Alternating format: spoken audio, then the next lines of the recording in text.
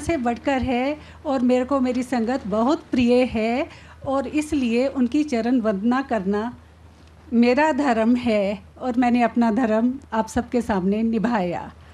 मैं गुरुजी को 1985 21 अक्टूबर eight 8 AM पहली बार उनके आगे अपना सिर झुकाया, मत्था टेका और मैंने आज तक कभी किसी मंदिर में जाकर नहीं देखा था, किसी चर्च में नहीं, किसी गुरुद्वारा में नहीं, किसी मस्जिद में नहीं।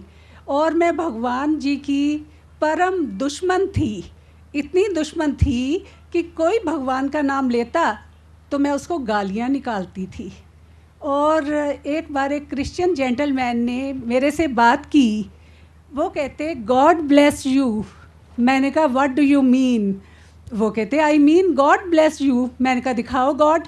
कहते आप देख नहीं सकते, उनको फील कर सकते हो। मैंने कहा मैं फ़ील करना, मैंने आज तक फ़ील नहीं किया, ना ही मैंने फ़ील करना है। दिखा सकते तो दिखाओ, नहीं तो अपने भगवान जी को अपने पास रखो। वो मेरे से काफ़ी गुस्से हुए और फिर भी मैंने सबको डांटती रही।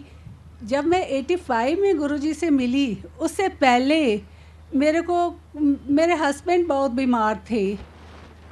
मेरे को लोगों ने कहा कि चंडीगढ़ में गुरुजी हैं, वो सब बीमारियां ठीक कर देते हैं, आप उनके पास जाओ। मेरे से यही शब्द निकले, व्हाट नॉनसेंस, मैं कभी नहीं जाऊंगी। And I lost my husband very soon after that.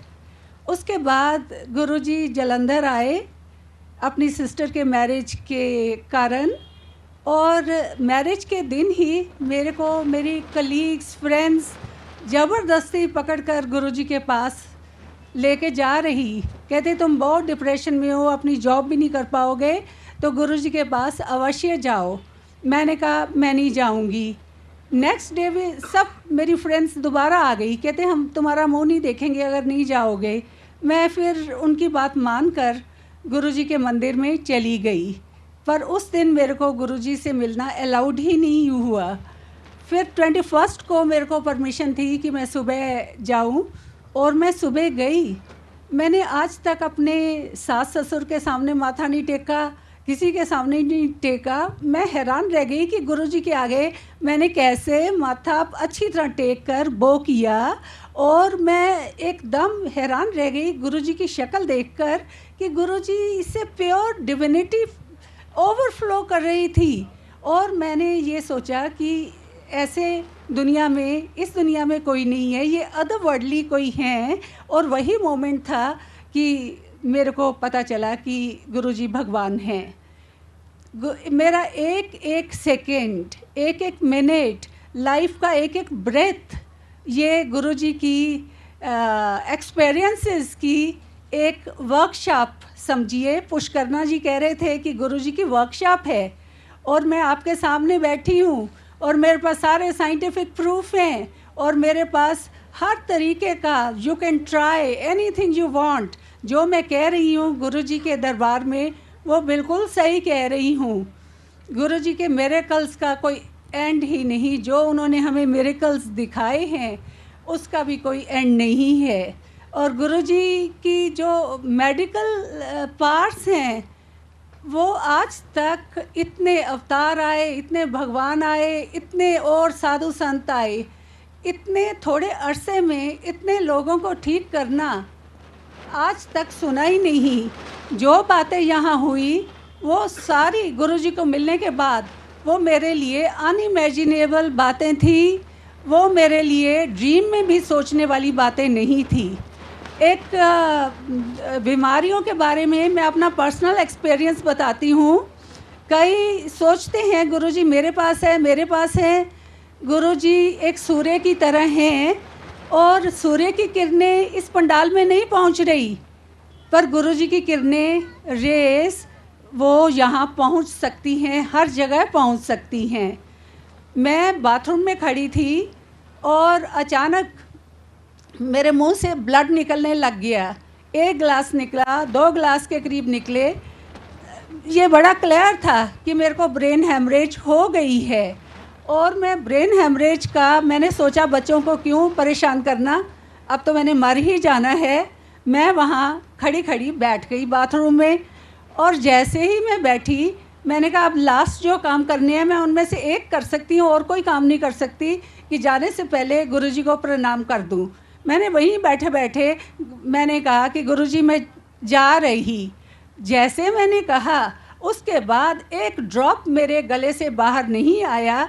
तो आप सोच सकते हैं कि गुरुजी संगत के साथ कितना ज़्यादा हैं। ही इज़ विद संगत एवरी इंस्टेंट, एक एक पल, आधा आधा पल भी संगत के साथ हैं कि उनको पता चल गया था, और शायद वो देख रहे थे कि ये आगे क्या करती है। और मैंने प्रणाम किया और मैं आपके सामने बैठी हूँ, नहीं तो मेरा नाम निशान नहीं यहाँ होना था। उसके बाद गुरुजी बहुत ही हम लोग को प्यार करते थे, इतना टाइम देते थे, इतना फ्री टाइम देते थे। गुरुजी पहले चंडीगढ़ रहते थे। उनसे भी पहले एक बात बताऊं, गुरुजी जब छोटे होते थे, गुरुजी जन्म से शुरू से ही भगवान रूप पैदा हुए, ना उनका कोई शुरुआत ना एंड।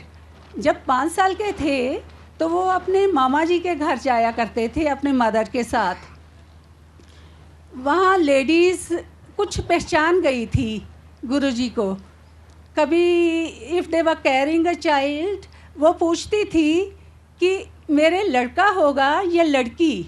5 साल की एज में गुरुजी बताते थे लड़का या लड़की, और वही होता था।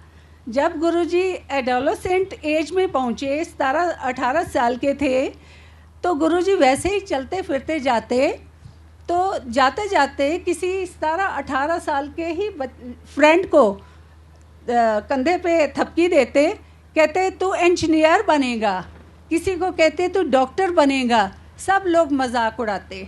आज वो मेरे को दुगड़ी में बताते हैं कि जो गुरुजी ने कहा हम वही बने। उस समय हम मजाक करते थे, बिलीव नहीं करते थे। अब हम बन गए हैं तो हम बिलीव करते हैं, और हमें पता है कि गुरुजी पीछे का ही नहीं, प्रेजेंट का ही नहीं, आगे का भी जानते हैं। और गुरुजी की फ्रेगरेंस इतनी ज़्यादा कई बार होती है, हर जगह होती है। एक बार जालंधर में गुरुजी की फ्रेगरेंस आ रही थी मंदिर में, तो मैंने दिल्ली में किसी को फ़ोन किया, मैंने कहा यहाँ फ्रेगरेंस आ रही है। वो कहते भूल जाओ, यहाँ और भी ज़्यादा आ रही है।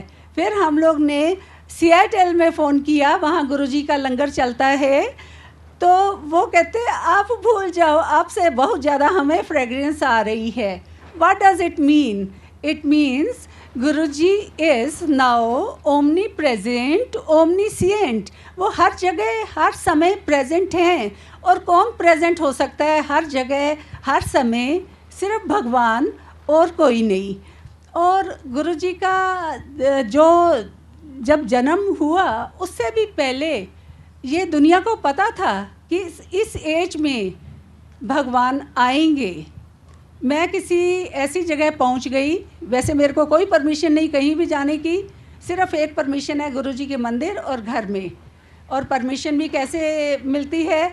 गुरुजी अपनी आवाज़ से परमिशन देते हैं, और वो आवाज़ जो मेरे को अब भी आती है उसको मैं रिकॉर्ड कर लेती हूँ, और अपना मोबाइल का वीडियो ऑन कर लेती हूँ। वो मोबाइल में भी आवाज़ गुरुजी की आज भी अभी भी चले जाती है, और वो मैं कंप्यूटर पे पोस्ट कर लेती हूँ। और बहुत लोगों ने जालंधर जो आए हैं उन्होंने गुरुजी की जो आवाज़ आती है अब भी वो सुनी है। और मैं अकेली नहीं कि मेरे को गुरुजी की आवाज़ आती है, 17-18 कम से कम लोग और हैं जो इतना हिंट देते हैं। और मेरे साथ तो जब मैं गुरुजी को 85 में मिली, उसके नेक्स्ट डे ही गुरुजी की आवाज़ कंटिन्यूअस, कांस्टेंट, नॉन स्टॉप आती थी।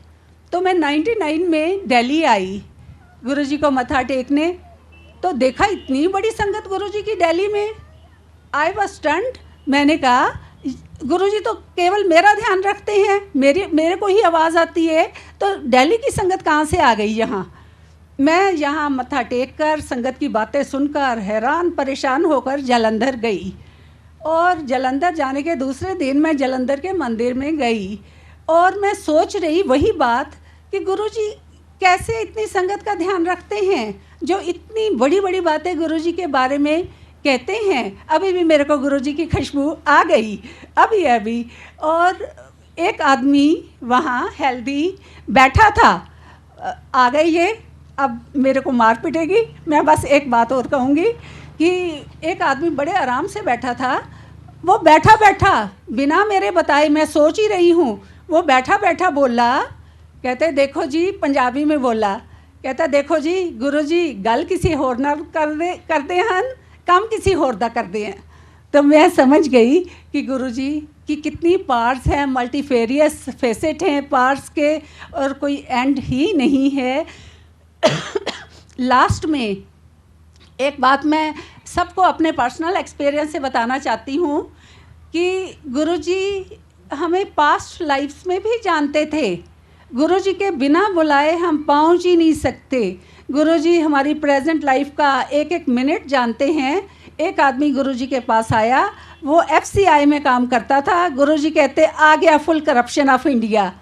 कहते कितने पैसे हैं तुम्हारी अलमारी में? वो कहता गुरुजी मेरे पर्दे मत खोलो। गुरुजी ने हमारे सामने उनको बताया कि तुम्हारी अलमारी में इतने रुपए इतने पैसे हैं, और घर जाके उसने देखा it was exactly like this. Guruji को हमारी अलमारी, हमारा घर, ये तो सब पता है, पर हमारा दिल, दिमाग, मन और आत्मा भी पता है, जो अगर हमारे मन में छल कपट है गुरुजी को सबसे पहले पता चल जाएगा। दूसरा एक और बात, गुरुजी हमेशा ये कहा करते थे कि मन साफ़ होना चाहिए, चाहे आप हिंदू हैं, चाहे मुसलमान हैं, चाहे सिख हैं, चाहे किसी सेक्ट को बिलोंग करते हैं, it does not matter at all. एक ही चीज़ मैटर करती है कि दिल साफ़ होना चाहिए। आप किसी से वैर मत रखें और किसी का बुरा नहीं चाहें, और गुरुजी के लिए जितनी आपकी भक्ति है वो गुरुजी की ही दी हुई है। और गुरुजी से हम धोखा करते हैं तो इंस्टेंटली अपनी भक्ति दे देते हैं और इंस्टेंटली वापस ले लेते हैं, और फिर दे देते हैं, फिर वापस ले लेते हैं। इसलिए कभी आपकी भक्ति गुरुजी थोड़ी देर के लिए छीने तो आप ये सोचो कि मैंने कोई गलती कर दी, और गलती को ठीक कर लो, फिर भक्ति आ जाती है।